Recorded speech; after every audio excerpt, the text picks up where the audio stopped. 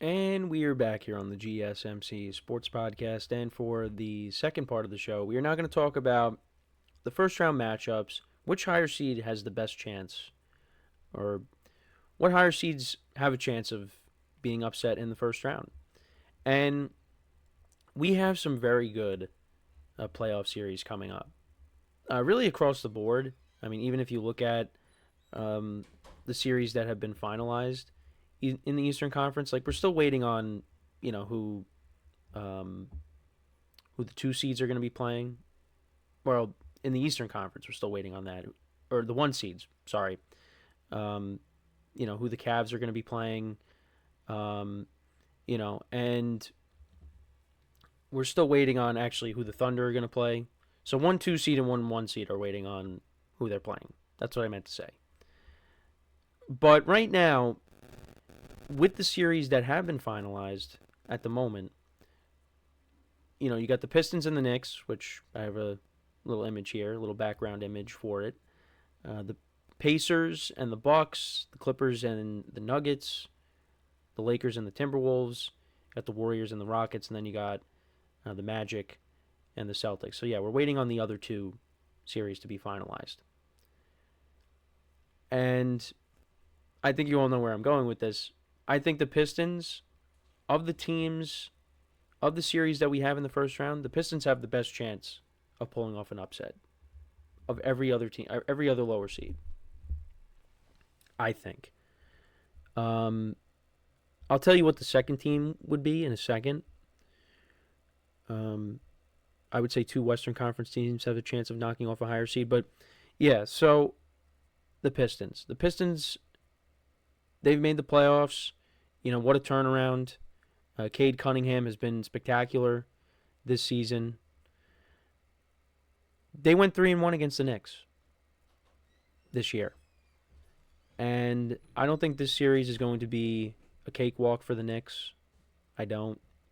I think the Knicks are going to have their hands full once again. I think there's pressure on the Knicks in this series. And you're starting to hear a lot of noise about Tom Thibodeau and his job security, which I think is a little ridiculous.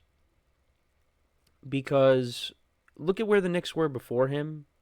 And since he has become the head coach, they really turned it around. Now, it also has to do with the players that they have as well, but he's been a part of that culture change.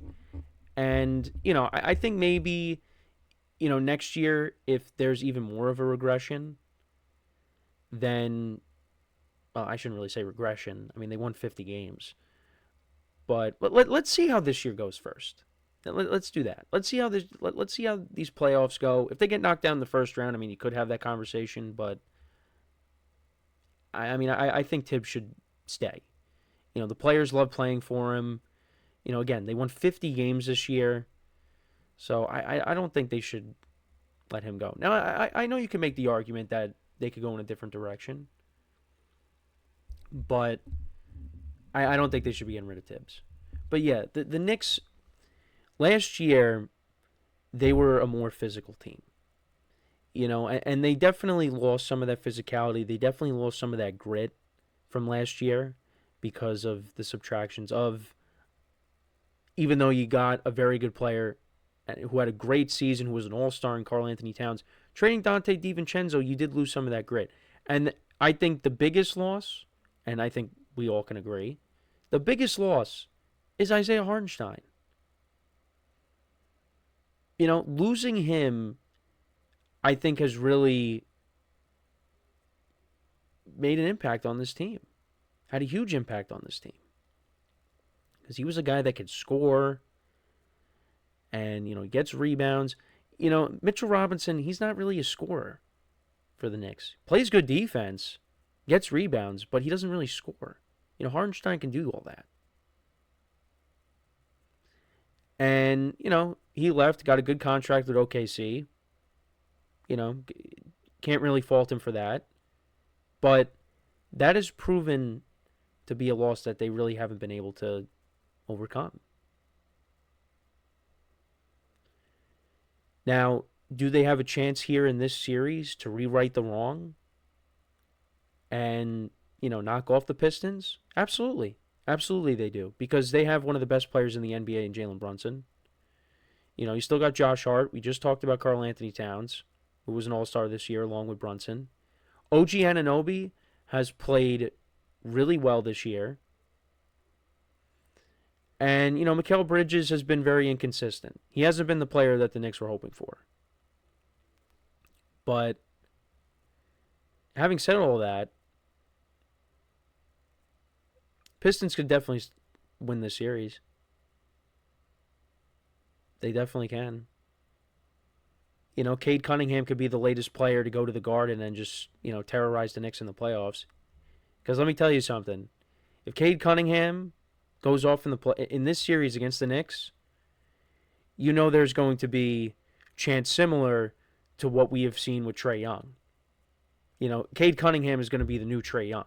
I could definitely see that happening. And I even think some of my friends who are Knicks fans could see that happening as well. Because he's a very good player. And he was good against the Knicks this year. So that is the one that this series here, I could definitely see it happening. Because just something, going through this whole year, something's different about this Knicks team. Something was different. Something's been off. But they have a chance to correct that in this series. So that's why I'm kind of, and also, again, Pistons went 3-1 against them. So that's why I'm kind of, leaning towards, hey, this could be the series where we see a 6 upsetting a 3 with the Eastern Conference. Now, a couple of other series that I wanted to talk about that I could definitely see there being a chance. The second one, I think, is the Warriors. I think the Warriors could definitely upset the Rockets. Now, I've told you guys I really have not watched the Rockets this year, but they have been a very good team. Number 2 seed in the Western Conference. Really, when it comes to that, what it comes down to is, you're going to hear it again, the experience. Steph Curry, how he's playing. You have playoff Jimmy now with Jimmy Butler, and they both combined for, if I do the math quickly, what they combined for? 75 points the other night against the Grizzlies. That's a recipe for success. And you still got Draymond Green there. They have that experience. This is an experienced Rockets team with some of the players they have. I mean, they do have playoff experience. Some of the players that they have some veteran players there as well. But yeah, I think the Warriors have a very good chance of doing that. I think this is going to be a good series. I think this series could go to 6 or 7 games. I think you could see that because the Warriors are a lower seed right now. The Rockets deserve to be in this position. So we'll see what happens. Genwil Belandris says in the chat, how about Kerr's use of Kuminga? Yeah, no, Jonathan Kuminga, he's also been playing well. I actually, I'm leaning towards probably taking the Warriors in the series just because I like how they've been playing. But yeah, I do think that if we get performance, now we're not going to get performances from Jimmy Butler and Steph Curry simultaneously like that every night. There's going to be there might be some nights in this series where, Curry has an off night, Jimmy Butler steps up, and vice versa. And this could be one of the last times that we see Steph Curry go on this kind of a run here.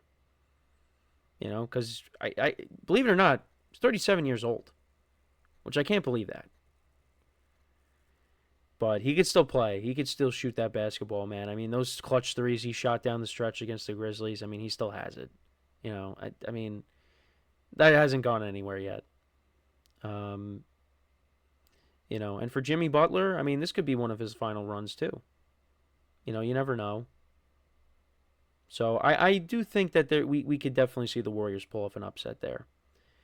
And then I actually am going to say this. I think the Timberwolves could upset the Lakers. I don't think that's crazy to say, but I think they could do it. They got the star power. I think they have the size that could give the Lakers a tough time. With Gobert and Anthony Edwards, of course. You know, the Lakers are a little undersized. Now, like what I was talking about with the Warriors with the combination of Jimmy Butler and Steph Curry, well, then you also on the other side you have Luka Doncic and LeBron James. And those guys can go off and score 30 points apiece. Um, so that's the kind of the equalizer there. But I do think that the Timberwolves match up well with the Lakers here. Um, Also in the chat, Jen Will says it'll be interesting. Obviously, two main defensive players in Brooks and Thompson. Van Vliet is no slouch either, and that's what I was talking about with the veteran players. You have Fred Van Vliet, who won a championship. Dylan Brooks is on the team. Green is okay, and Sagoon is all right as well. Yeah, we'll see. And like I said, if you weren't in the chat when I was saying this, I haven't really watched the Rockets this year. So this is going to be the first time I'm really getting a close look at how this team can play. I did bring this up the other day. Steph Curry has never lost to the Rockets in the playoffs, although this is a very different Rockets team. So we'll see how it goes. But back to what I was saying, I do think the Timberwolves have a good chance as well. Now, is it going to happen? Who knows? I am also leaning towards taking the Lakers in that series. We'll do our picks for our first round. We'll do our first round picks tomorrow, and then I'll actually give you my finals prediction tomorrow. I'll do that as well. So yeah, it's a little NBA predictions. Well, we've done that with the play-in games, but yeah, we will get into that. He also said in the chat, I saw somewhere Steven Adams has been good for them. And General is also picking the Timberwolves in 6. All right, I like that pick. I like it. You got to remember this team also. They made a deep playoff run last year. Now they don't have Karl Anthony Towns. You got Randall and DiVincenzo now in that trade, but yeah, I could definitely see them upsetting the Lakers here. But we'll see what happens. But let me know what you guys think. Who do you think has the best chance of being upset? The 4 and 5 seeds. It's not really good. I don't really call those upsets. I think the teams are kind of even in those games. They could go either way. Pacers knocked off the Bucks last year. They're playing them again in the first round. There will be no Damian Lillard. And then on the other side, you got the Nuggets and the Clippers, which I think could be a very good series. That series could go 7 games. But we'll see what happens. So before we go to break, I just wanted to remind you guys once again to tip or donate and get your comments recognized. Make sure to hit that super chat button in the chat if you want to see me acknowledge any thought or comment you may have throughout the live broadcast. Makes the show more lively, more entertaining.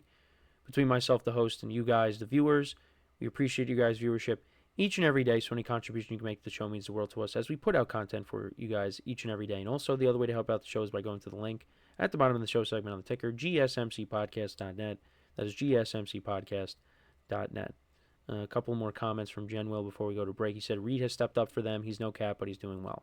Okay, that's good to know. We'll keep an eye on that for the playoff series coming up on Saturday.